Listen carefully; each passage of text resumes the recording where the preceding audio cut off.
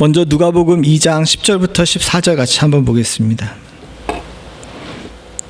제가 먼저 10절 봅니다.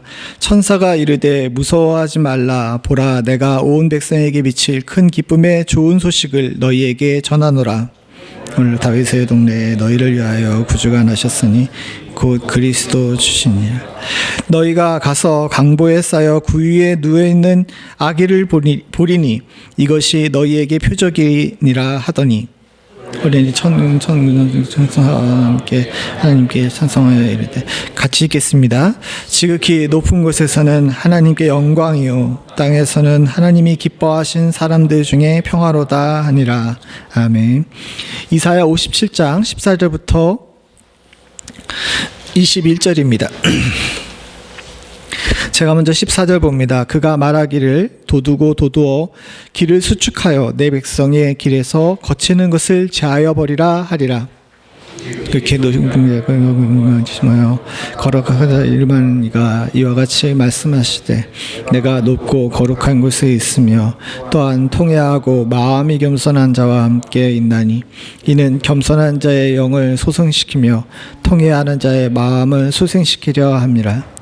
내가 영원히 다투지 아니하며 내가 끊임없이 노하지 아니할 것은 내가 지은 그의 영과 혼이 내 앞에서 피곤할까 함이라.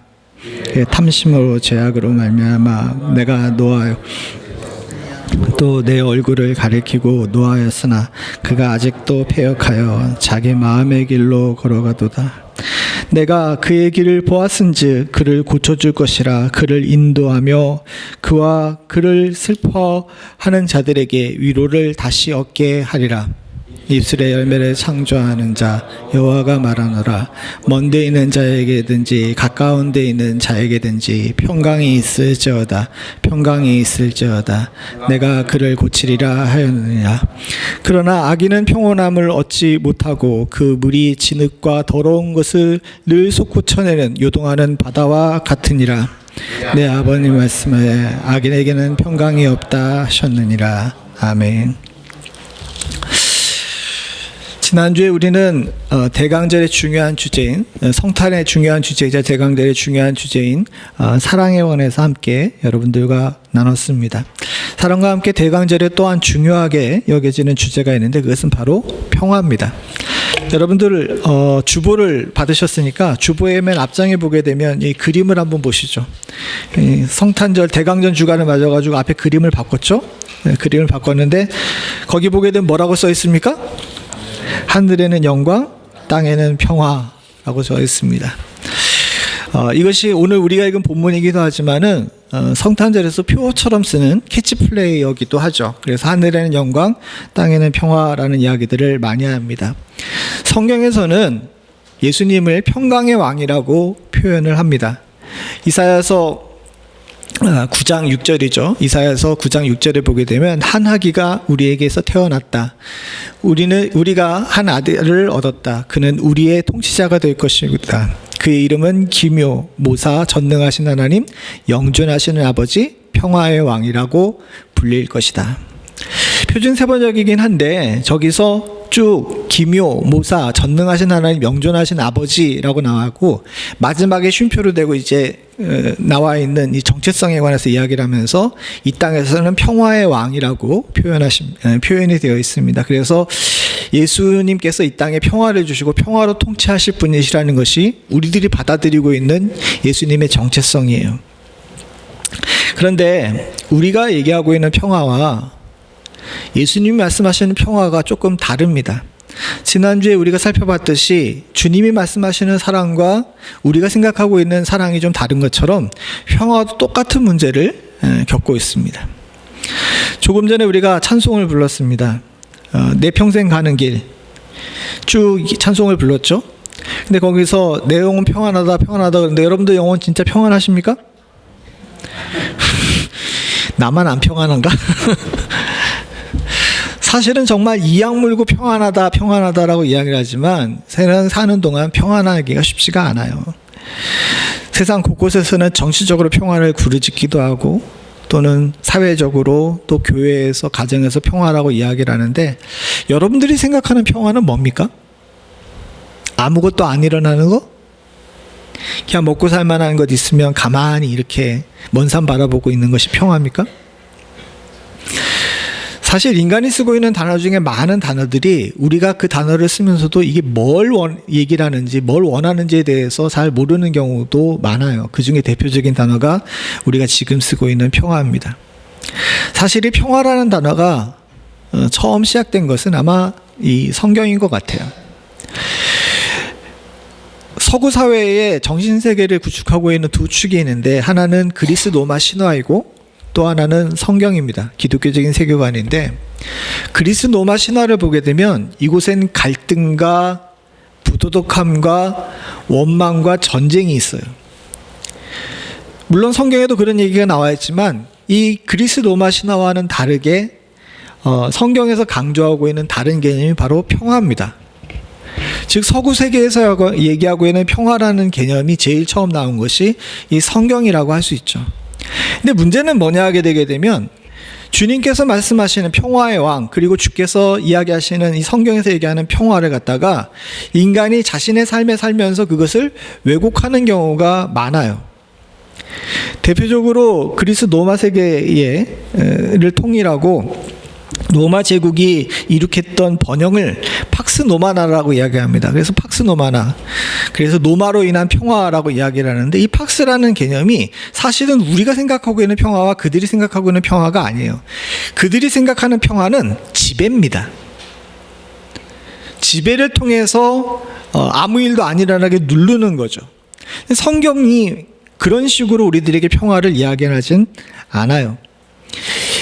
제가 오늘 여러분들에게 조금 이 주제를 가지고 말씀을 드리겠다고 용감하게 마음을 먹은 것은 2달 전에 한 책을 읽었기 때문입니다. 사실 이 주제는 너무 어려워요. 그래서 주일날 설교에 30분 만에 여러분들과 이걸 나누기에는 쉽지가 않습니다. 그런데도 불구하고 제가 이 말씀을 나누기로 작정한 것은 2달 전에 비교 종교학에 관한 책을 읽었는데, 거기에서 그 얘기를 하더라고요. 기독교의 평화와 불교의 평화, 그리고 이슬람의 평화와 힌두교의 평화, 그리고 세상에서 말하는 사회적 평화와 철학에서 말하는 평화가 다 각각 개념이 틀리고 바라보는 방향이 틀리고 실제로 원하고 있는 상황이 틀리다는 사실을 갖다가 연구한 그런 책이었습니다. 쭉 읽어보고 나서 굉장히 제가 조금 놀랐어요. 왜 놀랐냐 하게 되면, 기독교에 관한 평화를 이야기를 하면서 이제 연구한 사람이 그 얘기를 하더라고요. 오늘날 교회가 받아들이고 있는 평화와 성경에서 말하고 있는 평화가 다르다는 거예요. 예를 들어서 목회자가 여러분들 오늘도 평안하시기를 원합니다, 또는 사제가 오늘 여러분들 가운데 평강이 있기를 원합니다 라고 이야기하게 되면, 성도들은 그걸 어떻게 받아들이냐는 거예요. 예? 일주일 동안 아무 일도 안 일어나고 모든 일이 다 잘 되고 내가 원하는 모든 일들이 다 순적하게 이루어지는 것을 평화라고 생각한다는 거죠. 근데 실제로 사제들이나 목회자들이, 그리고 성경에서 말하는 평화는 뭐냐 하게 되면, 여러분들 평화하십시오라고 이야기를 하는 건, 평안하시고 평안하십시오라고 이야기를 하는 것은 일주일 동안 여러분들이 하나님과 좋은 관계를 맺으십시오라는 뜻이에요. 무슨 얘기인지 아시겠습니까? 그러니까 말하는 화자인 목회자가 여러분들 평안하십시오라는 것은 여러분들이 일주일 동안 하나님과 동행하시면서 주와 온전한 관계를 맺으십시오라고 이야기를 한 건데, 성도들은 그걸 어떻게 받아들이는 거예요? 오늘도 목사님이 우리를 축복해가지고 일주일 동안 아무 일도 없이 다 잘 되길 원하는구나 라고 생각을 한다는 거예요. 이거는 고쳐야 될 필요가 있다는 생각이 들었습니다. 그래서 마침 이 대강절 설교의 평화라는 주제를 가지고 여러분들과 나눌 때 이것이 왜 다른 것인지, 그리고 또 우리가 어떻게 그것을 받아들여야 되는지 조금 수정하고, 진정 주님께서 주시는 진짜 평화, 이게 진짜 우리들에게 있어야 되거든요. 그것을 함께 누릴 수 있는 복이 저와 여러분들 가운데 있기를 소원합니다. 제일 먼저 우리가 생각해 봐야 될 것이 있는데, 뭐냐 하게 되면, 우리가 캐치플레이처럼 사용하고 있는 이 하늘에는 영광, 땅에는 평화가 사실은 너무 생략되어 있기 때문에 우리가 오해하는 부분이 있다는 사실을 먼저 짚어야 됩니다. 우리가 제일 먼저 생각하고 짚어야 되는 것이 뭐냐 하게 되면, 기뻐하는 자라는 것을 우리가 빼먹었다는 거예요. 본문을 잘 보게 되게 되면 이건 표준 세번역입니다. 14절 같이 한번 읽어보죠. 시작. 가장 높은 곳에서는 하나님께 영광이요 땅에서는 주께서 기뻐하시는 사람들에게 평화로다. 이걸 너무 기니까 줄여가지고 하늘에는 영광, 땅에는 평화라고 썼습니다. 근데 정확한 워딩은 뭡니까? 영광은 누구에게요? 하나님께요. 저 가장 높은 곳에서는 천국을 뜻하거든요. 뒤에 이제 이것도 구분해야 되기 때문에 우리가 이걸 구분해야 됩니다. 가장 높은 곳에서 천국에서 저 하나님 나라에선 하나님께 영광이고, 그다음에 땅에는 평화라 그랬는데 정확한 워딩은 뭡니까? 땅에서는 누구에게 평화예요? 주께서 기뻐하시는 사람들에게 평화예요. 우리가 성탄에 착각하고 있는 많은 이 착각, 그리고 또 기독교 신앙에 관해서 세상이 착각하고 있는 착각이 있는 게 뭐냐 하게 되면, 이 평화를 얘기를 하면서 보편의 평화를 생각하는 경우가 많이 있습니다. 요즘 우리 미국의 대통령이 굉장히 이제 여러 곳에서 중재를 해가지고 본인 얘기로는 13곳에서 전쟁을 멈추게 했다라고 이야기를 하죠. 그분이 왜 그렇게 열심히 하는지 아세요? 트럼프 본인이 얘기했습니다. 나 천국 가고 싶다고. 이제 살 만큼 살았으니까 천국을 가고 싶다고. 난 평화의 사도가 되겠다고 그걸 하는 겁니다. 물론 의도가 어떻게 됐든 결론이 어떻게 됐든 그거는 관계없이, 왜 그 사람이 그렇게 생각을 했는지에 대해서, 그것이 가지고 있는 신학적 오류가 무엇인지는 우리가 알아야 돼요. 솔직하게 얘기하게 되면요, 사랑하는 성도님들, 우리가 생각하고 있는 평화는 전쟁을 멈추고 서로 화목하게 지내는 걸 평화라고 생각합니다. 그게 일반적인 우리의 생각이에요. 그러나 저기서 말하는 평화는 어떻습니까? 전쟁을 멈추는 평화는 보편의 평화라고 이야기할 수 있지만, 성경에서 지금 이 본문에서 누가복음 2장에서 얘기하고 있는 평화는 뭐냐 하게 되면 제한적 평화예요. 누구에게만 평화입니까? 주께서 기뻐하시는 사람들에게만 평화예요.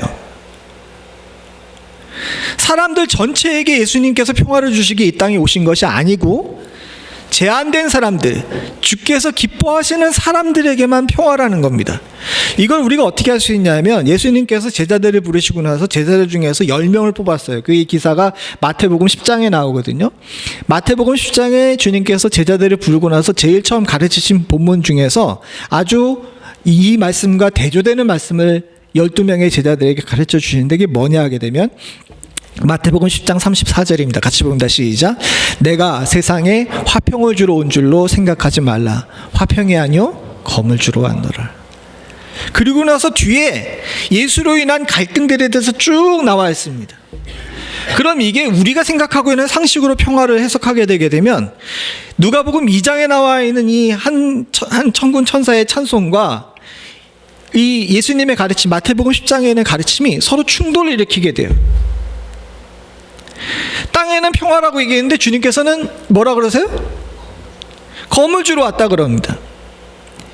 왜 주님께서 제자들을 부르고 나서 이것을 말씀하셨냐 하게 되면, 우리가 생각하는 것처럼 그 당시에 살고 있던 많은 이스라엘 사람들도 똑같은 오류를 범하고 있었던 거예요. 하나님께서 이사야에서 얘기하신 평화가 우리가 생각하는 것처럼 보편의 평화, 모두에게 평화, 그래서 모두가 다 전쟁을 멈추고 갈등을 안 일으키고 서로 화목하게 사는 거, 이걸로 생각했는데 주님은 그렇게 얘기하지 않아요. 저 34절 이후에 쭉 보게 되면 가정 안의 갈등부터 얘기합니다. 부모가 자식을, 부부 사이에, 고부 사이에 여러 가지 갈등들에 대해서 이야기를 합니다. 그리고 심지어는 뭐라고 했냐면 그 갈등의 원인이 누구 때문이라 그래요? 본인 때문이라고 이야기를 해요.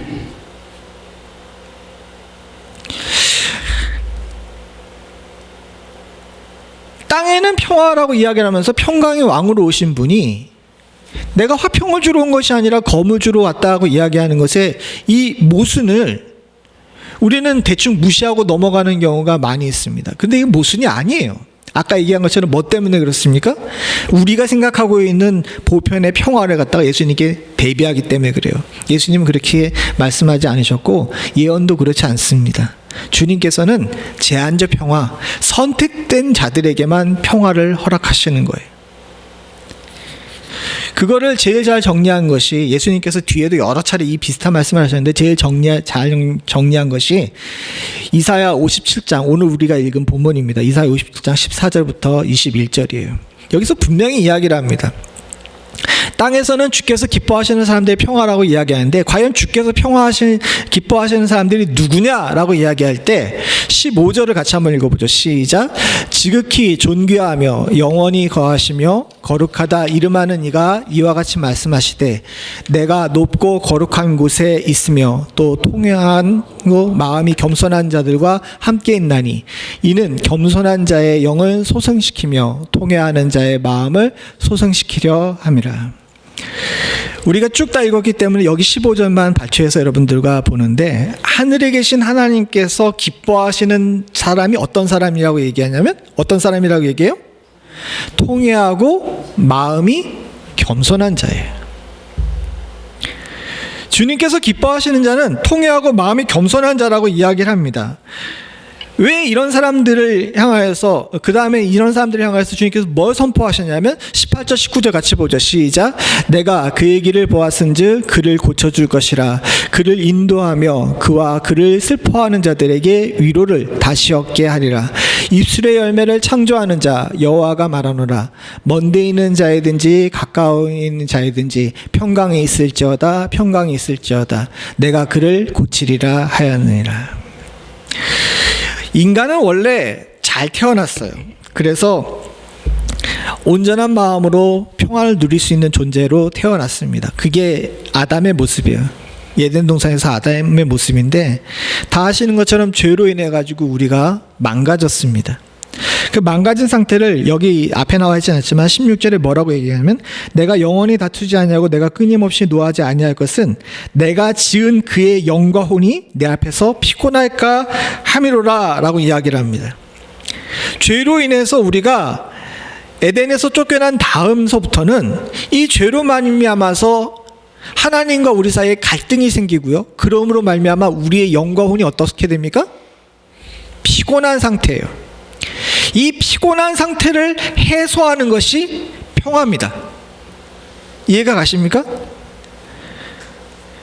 우리가 생각하는 것처럼 전쟁을 멈추고 모든 사람들에게 아무 일도 안 일어나는 것이 평화가 아니라 우리의 영혼이 하나님과 사이의 갈등 때문에 피곤한 것을 주님께서 해소해 주는 것이 여기 나와 있는 것처럼 평강이 있을지어다 평강이 있을지어다 라고 이야기를 하면서 해소하는 것이 평화고 그 해소함으로 말미암아 누리는 평화를 누릴 수 있는 사람은 하나님 앞에 내가 지금 가고 있는 길이 잘못된 것 같은데요.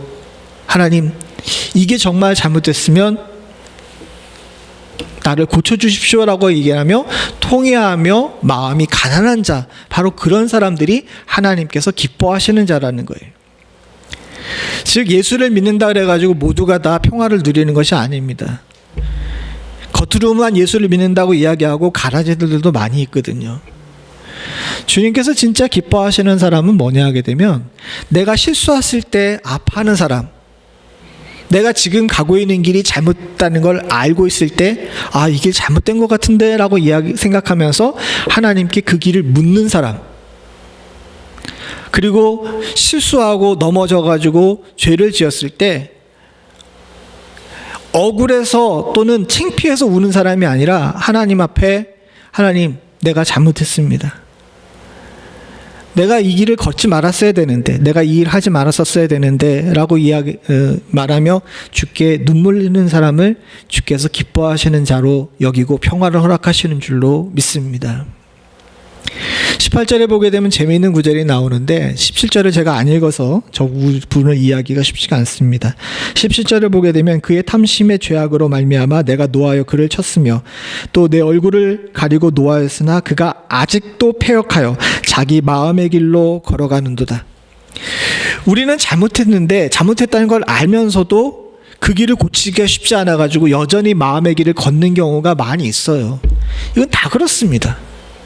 저도 그렇고 여러분들도 그렇고 우리가 말씀을 보니까 잘못된 거 알아요. 근데 고쳐져요? 안 고쳐져요? 그 큰 소리로 얘기하시면 안 돼요. 작은 소리로 여러분 고쳐져요? 안 고쳐져요? 안 고쳐져요. 이걸 갖다가 여기 이사야는 뭐라고 했냐면 마음의 길이라 그랬어요. 우리 마음의 길. 우리가 오염된 마음을 가지고 있기 때문에 우리 마음의 길이 계속 그 길을 관성을 따라 가게 만듭니다. 근데 주님께서는 뭐라 그러시냐면, 예수님께서 평화의 왕으로 오셔서 통회하고 자복하기만 하게 되면 18절에 보니까 뭐라 그래요? 내가 그의 길, 즉 잘못 가고 있는 마음의 길을 보았은즉 그를 고쳐줄 것이라 라고 이야기를 합니다. 사실 왜 주님께서 평화의 왕으로 오신 것이 중요하냐면요, 우리는 자력으로 평화를 누릴 수가 없어요. 우린 자력으로 하나님과의 좋은 관계를 유지할 수도 없고, 우린 자력으로 우리가 가고 있는 이 마음의 길, 나쁜 길을 갖다가 벗어날 수도 없습니다. 이걸 제대로 할 수 있는 사람이 어디 있겠어요? 누가 죄를 안 짓고 누가 실수를 안 하고 누가 넘어지지 않습니까? 진짜 황당한 것은 아무리 예수를 잘 믿어도 어느 순간 툭 튀어나온 돌부리에 나도 모르게 걸려 넘어지는 경우가 너무 많아요. 근데 곰곰이 생각해 보게 되면 그 길을 선택한 건 누구예요? 나였어요. 주님께서 가지 말라고 그런 길이었는데도 불구하고 고집스럽게 내 성격과 내 마음과 내 생각을 주장해서 그 길을 계속 가다가 그냥 그 툭 튀어나온 돌부리에 나도 모르게 걸려 넘어집니다. 그리고서 펑펑 울어요. 그러면서 우리 원망해요. 뭐라고? 하나님 왜 나 넘어지게 하셨어요? 라고 그래. 그 길 가지 말라고 그렇게 얘기를 했는데 그 길 꾸역꾸역 가면서 넘어지면 누구 책임이야? 하나님 책임이에요. 근데 하나님 그런 것까지 다 받아주신다는 거예요. 어떻게 하면? 아, 이 길이 잘못된 것이었구나. 통회하고 자복하고. 여기 15절에 나온 것처럼, 아이고 이런, 15절에 나온 것처럼 마음이 겸손해지기만 하면 주님께서 잘못된 길을 가던 것도 또 우리의 울음도 주께서 고쳐주시겠다고 약속하신 겁니다. 이게 결국은 마태복음 5장에 나오는 산상수훈과 연결이 돼요. 산상수훈의 첫 번째, 두 번째 복, 특별히 두 번째 복을 보면 뭐라 그럽니까? 애통하는 자는 복이 있나니 저희가 위로를 얻을 것이며, 이 위로가 사실은 평화와 연관되어 있는 거예요. 즉 주님께서 말씀하시는 평화, 주님께서 말씀하시는 평화, 또 성경에서 말씀하시는 평화는 세상이 말하는 것처럼 전쟁이 그치는 평화가 아니라, 원래 평화는 하나님과 우리 사이의 온전한 관계를 회복하고 주께로부터 오는 위로를 받는 것이 주님께서 주시는 평화입니다.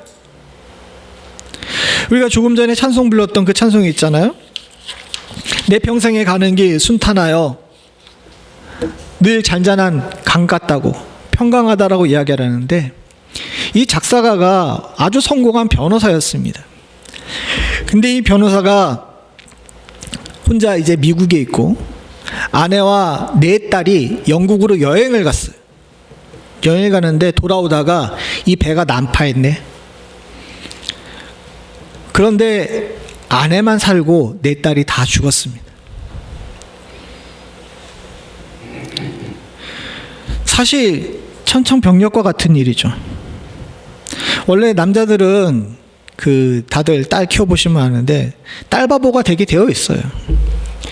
이 아버지가 딸들을 굉장히 사랑했던 것 같은데 어느 날 갑자기 예기치 않은 사고를 통하여서 화물선과 여객선이 부딪힘을 가지고 그게 배가 가라앉았거든요. 아내만 달랑 살아남고 네 딸이 다 하늘나라로 가버렸는데, 사실 감당할 수 있는 일이 아니잖아요. 감당할 수 있는 슬픔이 아니잖아요. 근데 이 작사가가 쓴 찬송이 우리가 조금 전에 부른 그 찬송입니다. 내 평생에 가는 게 순탄하여. 갑자기 가사가 다 외워놨는데 또 내 평생에 가는 게 순탄하여 늘 잔잔한 강 같든지 큰 풍파로 무섭고 어렵든지 내 영혼은 평안하다. 딸들을 사랑하지 않기 때문에 평안한 것이 아니고, 아무 일이 일어나지 않았기 때문에 평안한 것이 아니라, 이 작사가 스패드포드는 비록 평신도였긴 했지만 이때의 믿음의 한 단계를 넘어선 겁니다. 성경에서 말하는 진정한 평화, 내가 진짜 추구해야 될 평화가 뭔지를 깨닫게 된 거예요. 아무 일도 안 일어나고 내가 성공하는 것이 평화가 아니고, 내가 인생을 누리는 것이 평화가 아니고, 이와 같이 험난한 일이 벌어진다 할지라도, 풍파로 무섭고 어려워도 하나님과 사이에 온전한 관계를 유지하는 것이 진짜 평안하다는 것을 우리 깨닫게 된 겁니다. 그리고 마지막에 후렴구에 내 영혼 평안하다 평안하다라고 이야기하는 것은 스스로를 다독이며 위로하는 말씀인 것 같아요. 사실 우리는 결핍 속에 없으면 너무 평화하지 못합니다. 가지고 있는 것보다 없는 것이 눈에 더 잘 보이고, 또 서로 관계가 좋은 것보다는 관계가 안 좋은 사람들이 더 눈에 많이 들어오고, 또 이룬 일보다는 이루지 못한 일들에 대한 아쉬움이 너무 많아가지고 불안에 떨고 온전한 마음으로 평안을 누리지 못해요. 사실은 멀리 있는 사람 이야기가 아니라 제가 그렇습니다. 사실 저는 걱정과 근심이 많은 사람이잖아요. 그래서 우리 권사님들이 항상 이야기하죠. 좀 목사님 설교한 대로 살라고 이야기를 하시는데, 맞아요. 제가 지금 그래요. 그런데 진짜 우리가 진정 주님께서 주시는 평화를 원한다면 뭘 이루었는지, 뭘 가졌는지, 어떻게 우리가 지금 누리고 있는지가 중요한 게 아니라 나와 하나님 사이의 관계가 어떤지를 먼저 생각해 봐야 될 줄로 믿습니다.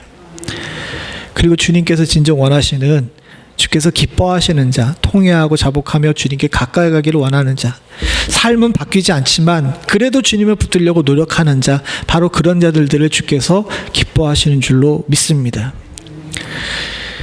또 한 가지 우리가 중시하게 생각해야 되는 것이 뭐냐 하게 되면, 이 평화가 제한적인 평화라는 것은요, 기뻐하시는 자가 있는 만큼 주님께서 미워하시는 자도 있다는 사실을 알아야 돼요. 이 이사야 57장 20절 21절에 보게 되게 되면 주님께서 기뻐하시는 자, 평화를 주시는 자에 대한 이야기도 나오지만 그 다음에 아주 무서운 본문이 나옵니다. 20절 21절 같이 봅니다. 시작.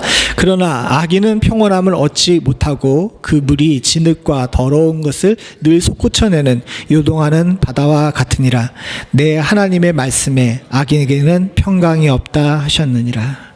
우리 성경에는 평강이라고 되어 있는데 다른 모든 성경에는 평화라고 그렇습니다. 악인에게는 평화가 없어요. 아무리 저가 돈이 많고, 아무리 자기가 사업에 성공하고, 아무리 자기가 좋은 대학을 나와가지고 좋은 직업을 갖는다 하더라도 하나님 없는 곳에는 평화가 없습니다. 주님께서 말씀하시는 악인은요, 큰 죄를 지었기 때문에 악인이 아니에요. 하나님을 모르는 것이 죄인입니다. 우리가 이것도 잘 구분해야 돼요. 우리가 죄인이라 그러는 것은요, 세상에서 죄인이라는 뜻이 아닙니다. 여러분, 우리는 모두 죄인이죠. 근데 여러분들 다 세상법의 범법자입니까? 아니 스피드 티켓 한두 장 정도는 그냥 넘어가고, 여러분들 특별하게 범법자는 아니잖아요. 그래서 세상에서 여러분들은 죄인은 아니에요. 그러나 우리가 하나님 앞에서는 죄인이라는 마음을 가지고 죄인이라고 고백하는 거잖아요. 악인도, 성경에서 말하는 악인도 마찬가지입니다. 성경에서 말하는 악인은 세상에 큰 죄를 짓고 살인하고 이래서 그래 악인이 아니에요. 여기 악인은 뭡니까? 하나님을 기뻐하시지 않는 자, 통회하고 자복하지 않은 자가 악인인 거예요. 그런 자들에게는 뭐가 없어요? 평강이 없어요. 평화가 없습니다. 하늘에는 영광, 땅에는 평화라고 이야기했는데, 주님께서 말씀하시는 평화는 선택적 평화고, 그 선택은 우리 믿는 자들, 주를 고백하는 자들, 주님 앞에 나아가 통회하고 마음이 가난한 자들에게만 평화라는 사실을 여러분들 아시고 성탄의 표에 속아 넘어가는 일 없기를 소원합니다. 여러분들 모두가 다 진정한 평화를 누리실 수 있는 축복이기를 소원합니다. 또 한 가지 생각해야 될 것이 있는데, 기뻐하시는 사람이라고 이야기를 하지 않고 기뻐하시는 사람들이라고 이야기했다는 사실을 여러분들 기억하셔야 돼요. 무슨 얘기냐 하게 되면, 밑에 보세요. 사람들에게 평화로다라고 이야기를 하잖아요. 저 부분은 헬라어로 쓰여져 있는데, 헬라어에는요, 단수와 복수를 굉장히 중시 여기며 구분합니다. 여러분들 독일어나 불어를 공부하신 분들은 알겠지만 영어도 조금 그렇지가 않은데, 저 유럽계 라틴계 언어들의 특징이 뭐냐 하게 되게 되면 이 복수와 단수를 굉장히 뚜렷하게 구분해요. 그리고 저기는 이 사람들이라고 쓴 저 부분은 그냥 복수도 아니라 강조한 복수예요. 즉, 이 평화라는 것이 하나님과 우리 사이 개인적인 일이기도 하지만 공동체의 일이기도 하다는 사실을 강조하고 있는 것입니다. 왜 이것이 중요하냐 하게 되면요, 평화는요 홀로 개인에게 주시는 평화이기도 하지만 궁극적으로는 공동체 다수에게 이 평화가 끼쳐야 돼요. 왜냐? 인간이 이렇게 씁니다.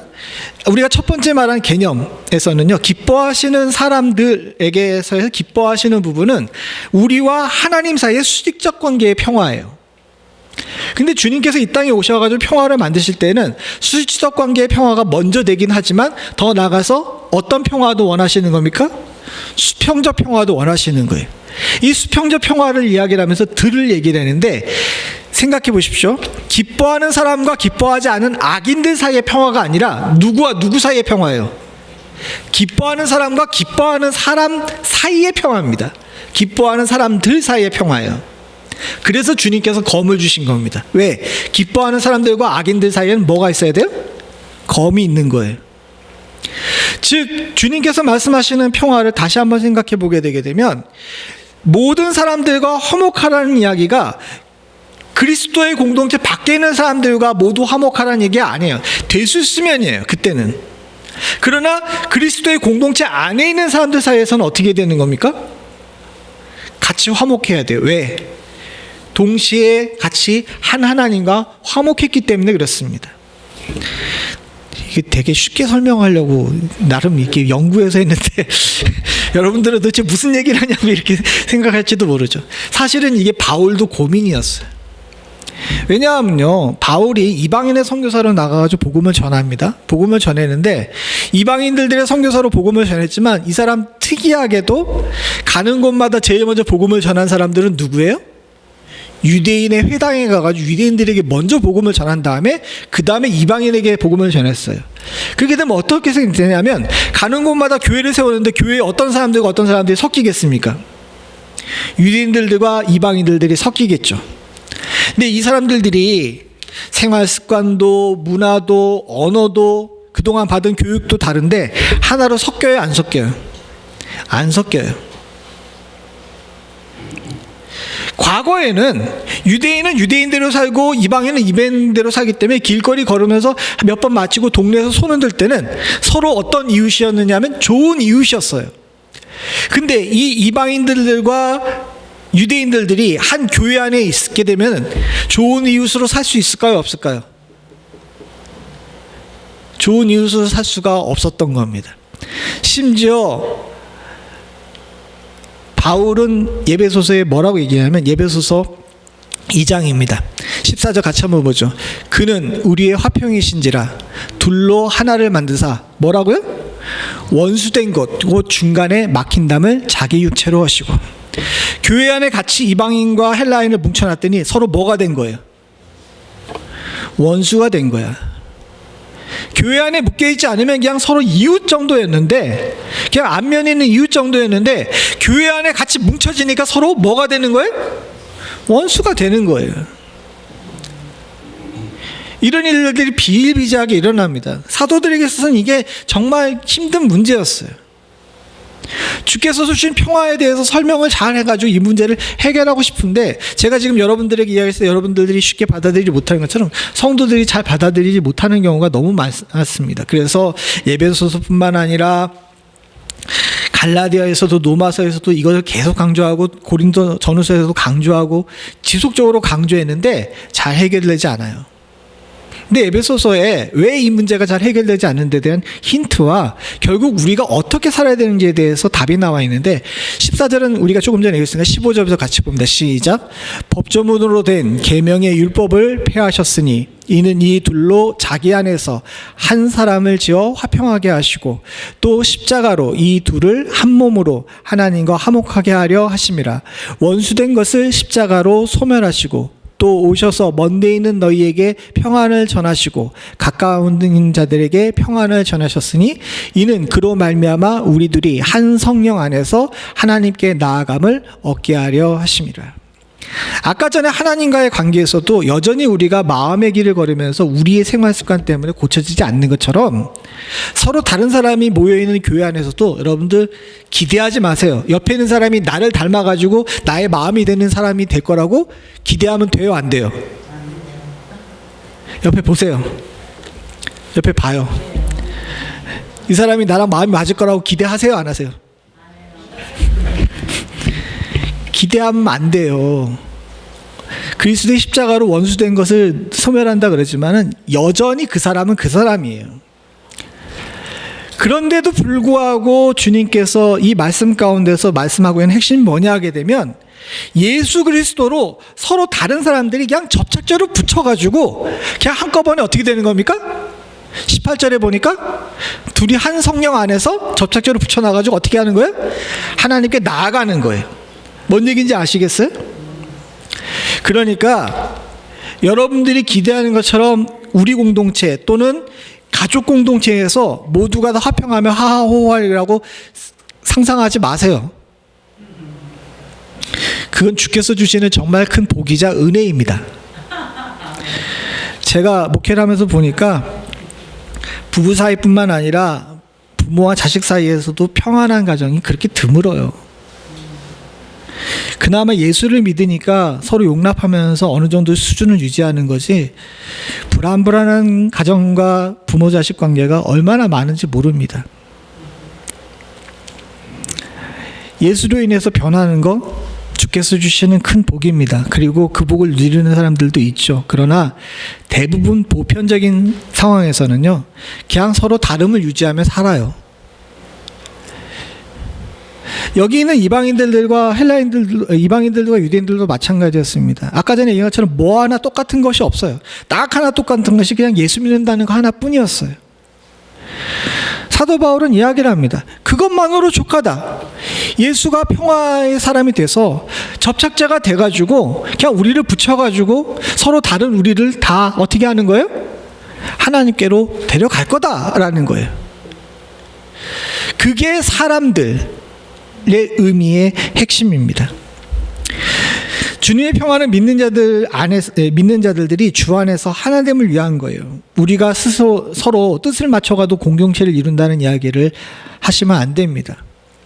종종 교회를 개척하고 나서 홈페이지에 아주 당당하게 서로 뜻 맞는 사람들이 모여서 교회를 이루었습니다. 목회자를 모십니다. 이런 광고들이 종종 우리 목회자들 사이트 안에 올라오는 경우가 있어요.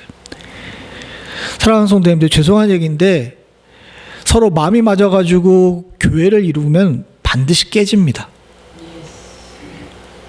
교회의 접착제는 유일하게 예수 그리스도 하나뿐이에요.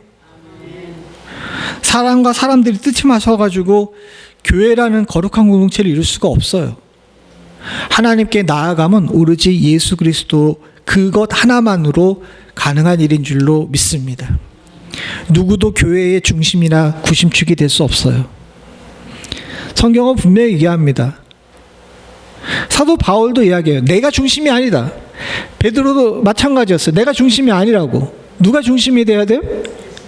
예수님이 중심이 돼야 되고, 예수님이 평화의 왕으로 우리를 그냥 붙여놓은 거예요. 서로 다른 사람들을. 그리고 그렇게 하나님 나라에 가는 줄로 믿습니다. 마지막으로 사랑하는 성도님들, 주님의 평화의 목적이 가진 제한적 평화라는 면에서 한 가지 더 확인해야 될 것이 있는데 뭐냐면, 이 제한적 평화가 일어나는 곳이 어디냐는 거예요. 바로 땅입니다. 땅이에요. 왜 이 개념을 우리가 중시하게 되냐면, 아담이 죄를 지어서 우리 안에 우리가 범죄함으로 말미암아 이 땅이 평화하지 못하게 됐잖아요. 근데 이 땅이 평화하게 못하게 돼가지고 우리만 고생하는 것이 아니라 세상 온 만물도 같이 고생합니다. 참 이상하죠? 생각해 보십시오. 죄는 누가 졌어요? 아담 한 사람이 지었는데 고생은 누가 해? 온 지구가 하나님의 피조물 전체가 고생하는 거예요. 왜냐하게 되면 아담이 피조물의 대표자였기 때문이죠.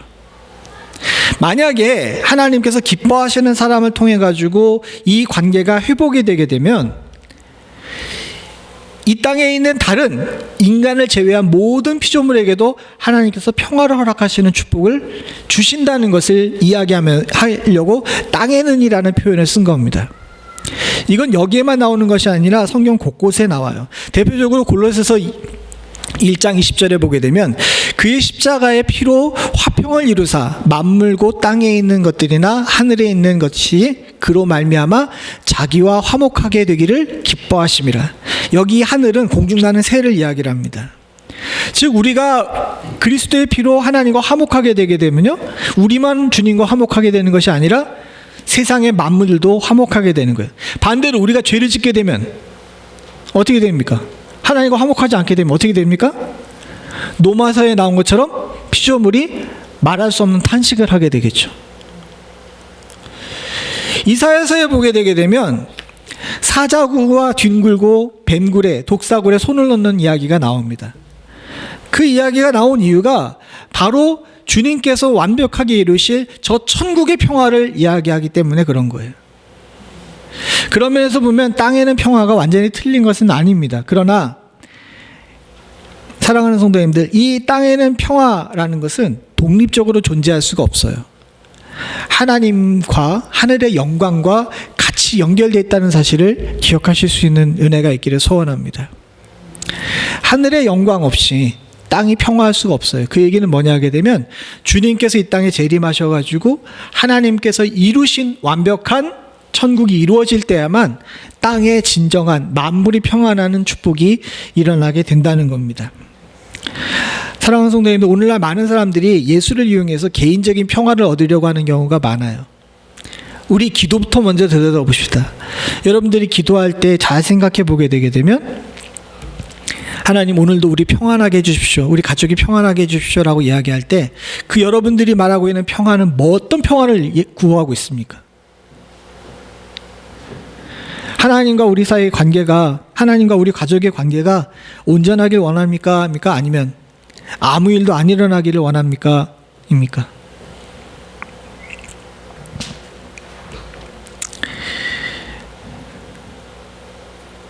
성도는 성경에서 말하는 평화가 회개하고 구원 얻은 백성이 자기가 구원 얻음으로 말미암아 원래를 회복하고 주님 앞에 나아감에 대한 평화라는 사실을 잊지 않아야 됩니다. 그리고 우리가 평화함으로 말미암아 세상이 결국 온전한 천국, 하나님이 이 땅의 나라, 하나님의 나라가 이 땅에 임하는 그런 축복이 일어나기를 소원해야 될 줄로 믿습니다. 말씀을 맺겠습니다. 잘 생각해 보게 되면 평화를 얻으려면 악인이 되지 말아야 돼요. 그게 제일 중요한 것 같습니다. 근데 많은 사람들이 여전히 악인으로 살아요. 죄를 지어도 죄를 짓는지 모릅니다. 죄를 지었는데 통회하고 마음이 가난하지 못하고 그저 여전히 그렇게 삽니다. 그런 자들을 가르쳐서 주님께서 뭐라고 말씀하시냐면 마음에 화인 맞은 자라고 이야기를 하죠. 사실 아까 전에 이사야서에 봤던 것처럼 우리가 우리 자력으로 우리의 길을 바꿀 수는 없어요. 여전히 마음의 길을 걷는 경우가 많거든요. 진짜 주님께서 원하시는 것이 뭐냐? 주님께서 원하시는 것은 눈물인 것 같아요. 그리고 그 눈물이 우리 가운데 있게 되게 되면 주께서 기뻐하시고 우리에게 평안을 허락하시는 줄로 믿습니다. 사랑하는 성도님들과 제가 그런 자들이 될 수 있기를 소원합니다. 어려운 말씀 여러분들 귀담아 들으려고 노력해 주셔서 너무 감사하고요. 사실 이게 쉽지 않은 것이라는 사실을 제가 처음에 성경 말씀을 전하면서도 전했습니다. 그러나 계속 저와 여러분들이 같은 단어를 이야기하면서 서로 다르게 받아들임으로 말미암아 우리가 온전한 길 못 가는 것은 옳지 않다라는 생각이 들었어요. 사랑하는 성도님들과 제가 여러분들 오늘 한 해도 이번 일주일도 평안하십시오라고 이야기하면 어떻게 들어야 된다고요? 설교를 다시 해야 되겠네.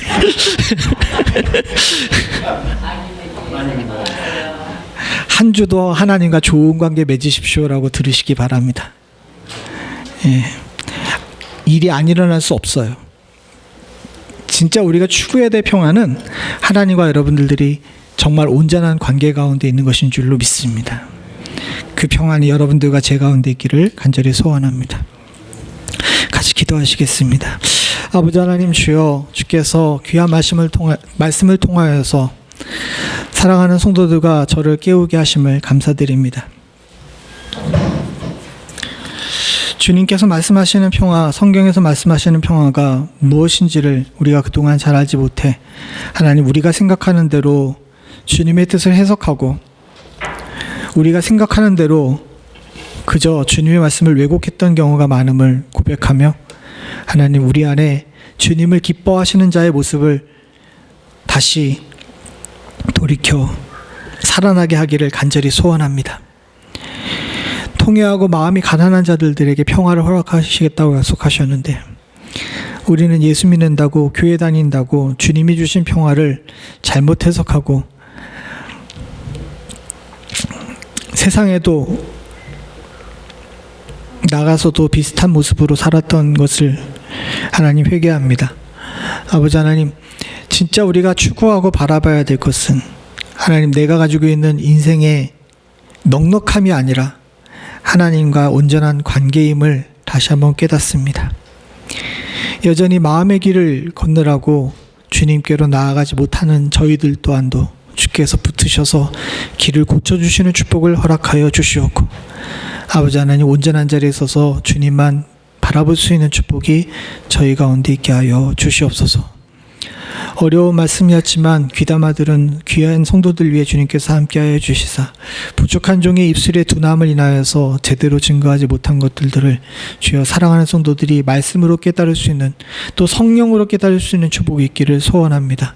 아버지 하나님, 사랑하는 성도들의 마음 가운데 찾아가셔서 주님께서 기뻐하시는 자로 만드시는 축복을 허락하여 주시옵소서. 우리 가운데, 우리 교회 가운데, 사랑하는 성도들의 가정 가운데 하나님의 평강이 임하기를 간절히 소원하옵고, 모든 말씀 예수님의 이름으로 기도드립니다. 아멘.